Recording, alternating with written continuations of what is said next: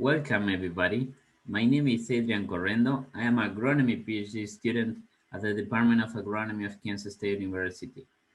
Today's video is in regards to a new data code that we published on the Harvard Dataverse repository related to agrometeorological data using our software, as you can see on the screen I'm sharing right now. And this code is part of the data curation process that we use to apply many of our research projects on the Dr. Ciampitti's lab at the Department of Agronomy of K-State. So, as many of you may be aware, many times it happens that we don't have access to weather data or to a weather station at specific locations for which we need some weather variables for research purposes or for making crop management decisions. So in those cases, we may still get access to web data through what is known as API client sources.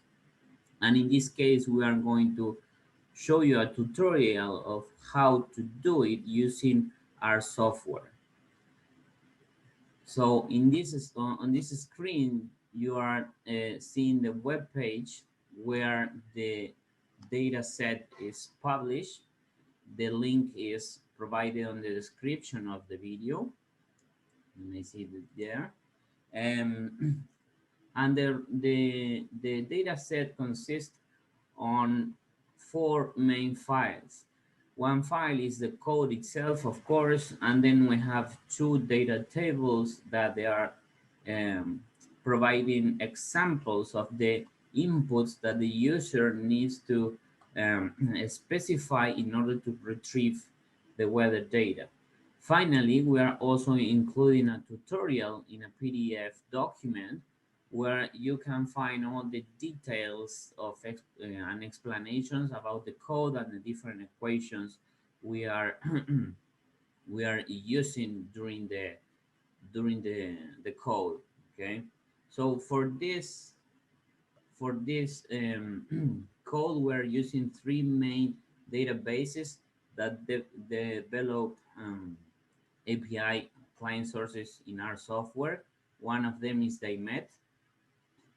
Again, these links will be provided on the description of the video. You can find here all the details about this library in R.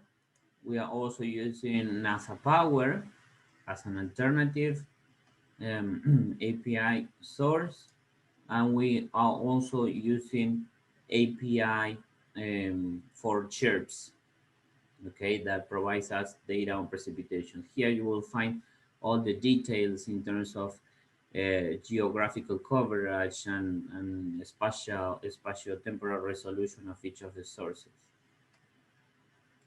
Okay, so we may get access to the four files of the repository. You just need to select them.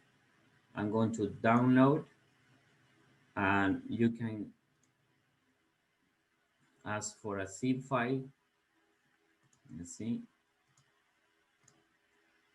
Let's wait for a minute. Let's try again.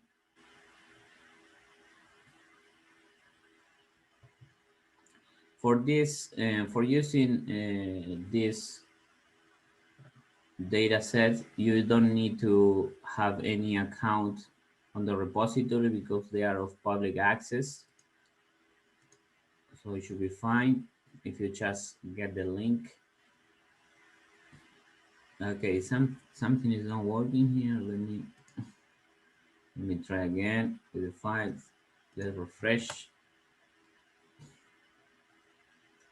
We'll select the files, go to download, and then we are supposed to get them here. We're getting a zip file. We downloaded it. Okay, let's go to the folder containing the files. As you can see, I have already downloaded before, so we may delete that version, and we just open the zip file, and then we'll extract the files to the desktop.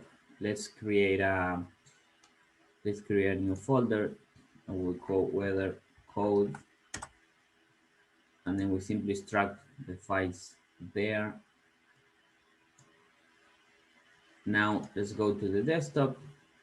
We open that folder containing the files, and here you have the PDF with the tutorial, the two data tables, and the code itself. Let's open the tutorial to show you very briefly the structure of the document. You will find here our names, our contacts, if you need any further help or you have any additional question. We are providing an introduction describing all the sources and what the code is doing. And from sections 2 to 5, we are detailing all the different functions and equations we are using when we are retrieving the data or processing the data to getting summaries in terms of the cropping season or historical weather. And finally, we are providing references for all the citations we are using for this. So let me describe very briefly the three data sources. DayMet is probably the best source in terms of number of variables and the spatial the resolution. In terms of temporal resolution, they all have daily weather, and that is very nice. But the limitation of DayMed is mainly that it's only available for North America, including Canada, United States, and Mexico. So if you are outside of this region, you will need to use some of these other sources, NASA Power chips. Both are um, covering at a global scale, also at daily resolution, but with different spatial resolution.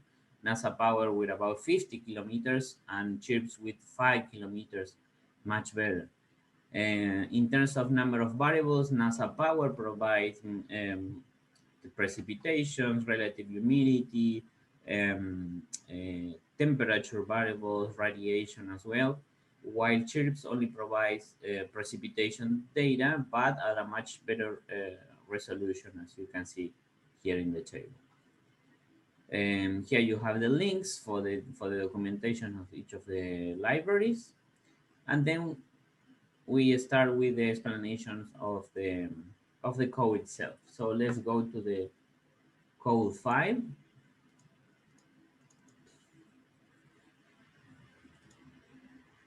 Now we open here the code. See, it's maximized. Okay. Here you have a kind of table of contents where you can go to the different sections of the code. As you may see here, it's not the traditional R script format, but it's R Markdown format instead.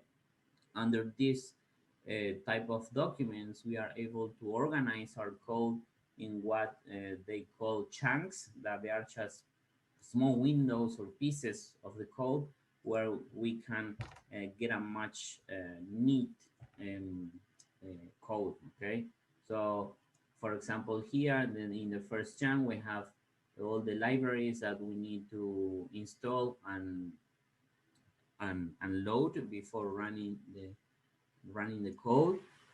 We have the details what each of the packages is intended for, and then we are providing a chunk if the user wants to create the input of the locations he's interested in our software. He can use this piece of code is what we use to create the files. The two files that you will find, example input and example input historical. And here the most important part probably is where we are reading the files containing the inputs of the user. So this code is automatically identifying the working directory we are in no matter if you're in the desktop or in whatever folder you want. And the user just need to take care about providing the right name of the file. In this case, if we're interested in seasonal weather during the cropping seasons, we will use this Excel file in a CSV format. So we can load it here, as you can see, and this is how the table should look like. Okay, we will have each of the rows. It will correspond to one site at a time, and then the different columns are the different variables or metadata that we need to provide as inputs. In this case, we are providing a unique ID, then which crop is for the weather, and then we have the name of the site, latitude and longitude, the most important to um, to make the request for the weather data, and then we are providing different dates, and the user at least needs to provide a start and an end date for determining the period for which he wants to retrieve weather data. Okay. Uh, Very similarly, if we are interested on historical weather instead of single seasons, here is exactly the same, but we are providing a start date of, in this case, in the year 2000, and then we are also um, um, adding the request until the end of 2019. So we are getting the last 20 years of weather data. So now let's go to the retrieving and processing data section. Here we are providing a brief explanation that the user will need to read before running the chunks. This chunk is also important to run because we are establishing some constant to run the equations later. In this case, for estimating the reference evapotranspiration, because it's not a default variable in any of the libraries, neither NASA Power or DayMet, but we may still use the Hargreaves and Samani approach to estimate it using radiation. You will see the details of the equation in the tutorial. So for retrieving the weather data, for example, using DayMet, we may just need to run this chunk containing the function that is called weather.daymet. And here there are all the details of all the equations and different data wrangling that we are doing. So basically this function is creating a data frame containing the weather data using DayMet.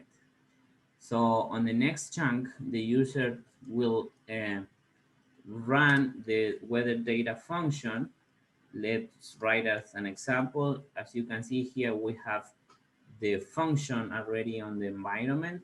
So we just need to call the function, and user, if you see, the user needs to provide the input, which is the name of the data frame containing the input data, in this case for seasonal. And if the user is interested in retrieving data before the starting date, that it could be normally planting date, it can provide this definition of DPP, which means days prior planting. By default is 0, but if user is interested in, for example, in retrieving weather data 60 days before planting, they will just add a 60 there and it will be all set. And this is defining a data frame, as we can see below, is defining this data frame containing the weather of the image. So let's run the function, and then we are getting all the weather. Okay. So here we can see the format of the table, and we are exporting it to a CSV format as well. So we have all the metadata columns that we provided at the beginning, and then we have for each of the rows, we have each day of the year for which we requested the data. By the end of the table, you'll find the columns having the day length, precipitation, radiation, etc. So very similarly, the NASA power function, if we are interested in using this, we'll just run this chunk containing the function for NASA power, and then we will create a data frame using the NASA power source, running this chunk using this exactly the same format as before. The user need to call the function, and inside the function need to uh, provide the name of the of the data frame containing the input data, and then if interested using the DPP as the prior planting. Uh, Here again we have the table containing the weather using NASA power. And finally we also have chirps. Again we run the function, and then we run the request with the weather.chirps function. Exactly with the same format. User needs to uh, specify the input data and then use DPP if he's interested on that feature. So as you can see here, for the chirps database, you are only getting precipitations, and then the package is also providing other indices related to distribution of precipitation.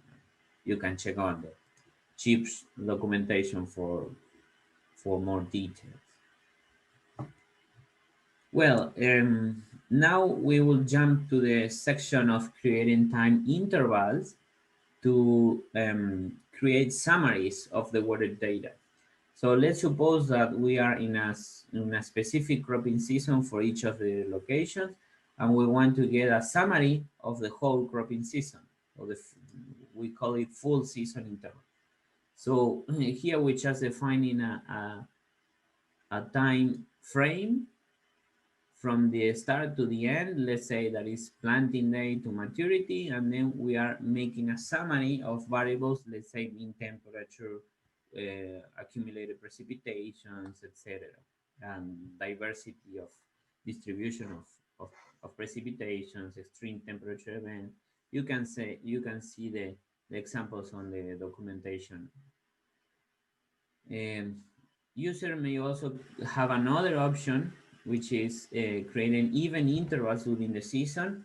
Let's say that we want to create 4 periods from planting to maturity, and we will divide the, the season in 4 periods of equal number of days. And again, if user is interested in days prior to planting, he just need to provide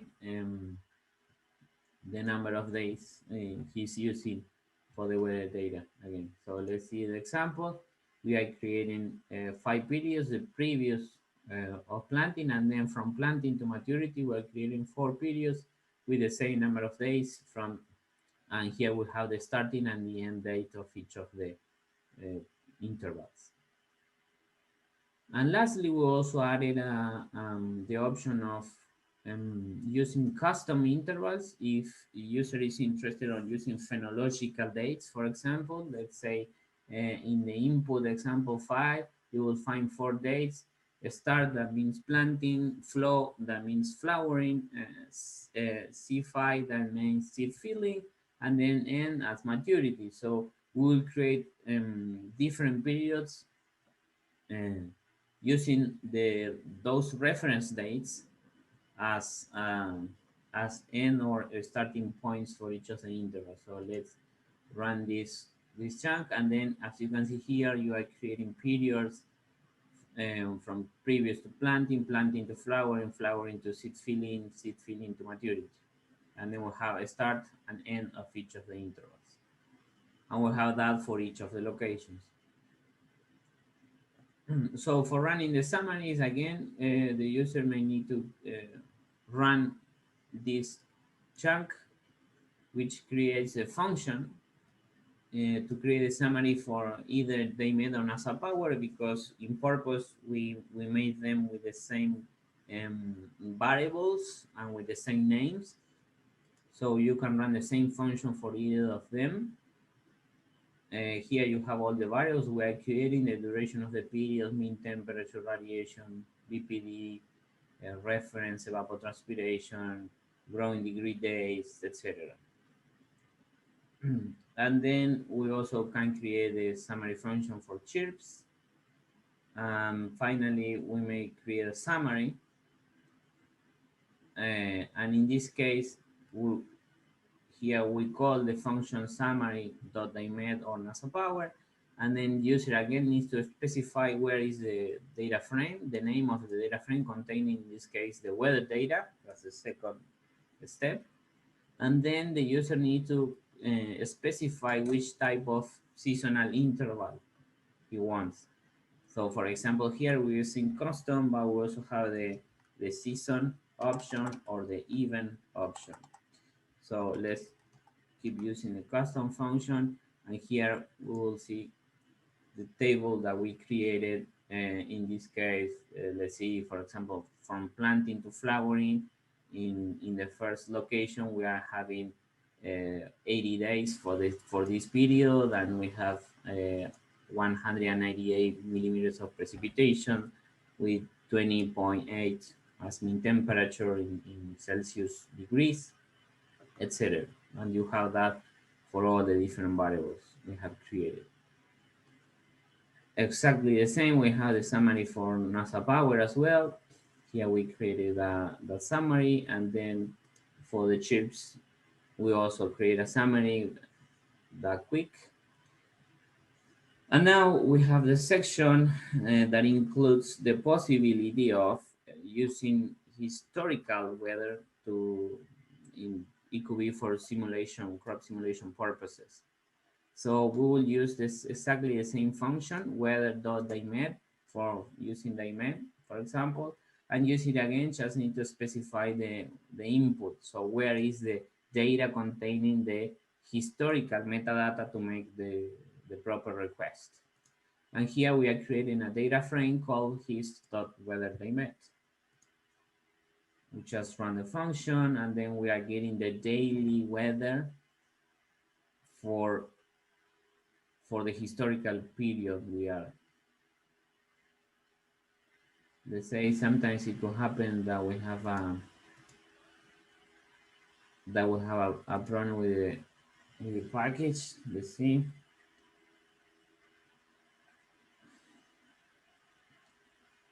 Running again.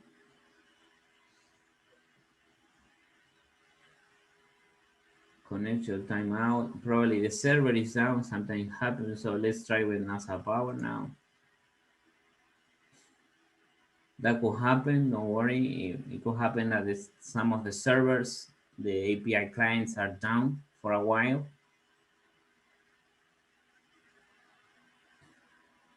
And then the code may send you this type of error. Let's wait for a minute.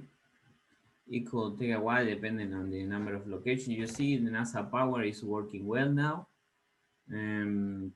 So no issue for that. When you have this type of error that say timeout was reached, it means that you are making the request to the server, but the server for some reason is not working right now. So you may just wait for a while and then try again later. So let's run again and then wait. See, it's good that this happened because we may show all the different issues that we may face. Okay, it's not working right now, but we may try it later. So let's try with chirps.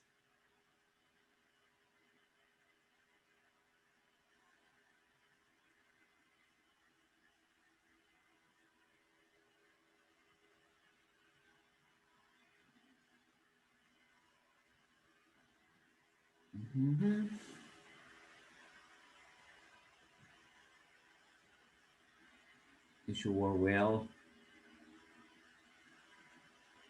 Let's see.